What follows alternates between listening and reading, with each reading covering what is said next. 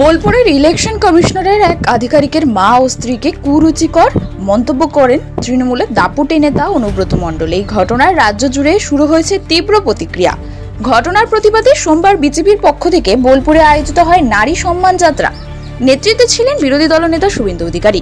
মিছিল থেকে শুভেন্দু বলেন, এই অপমান শুধু একজন সরকারি কর্মচারীর পরিবারের নয়, এটা বাংলা জুড়ে প্রতিটি নারীর অপমান। অনুব্রতকে অবলম্বে গ্রেপ্তার করতে হবে। মিছিলে অনুব্রতের গ্রেপ্তার চাই, নারী অপমানে চুপ কেন প্রশাসন, স্লোগানে উত্তাল হয়ে ওঠে বোলপুরের রাজপথে।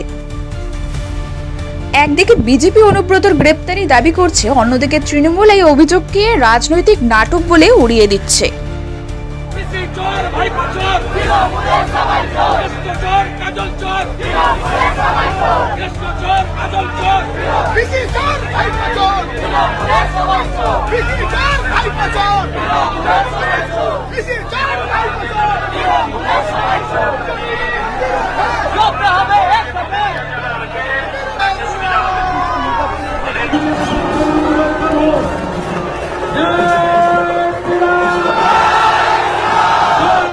নতুন নতুন আপডেট পেতে সাবস্ক্রাইব করুন নিউজ আপ ডেইলি।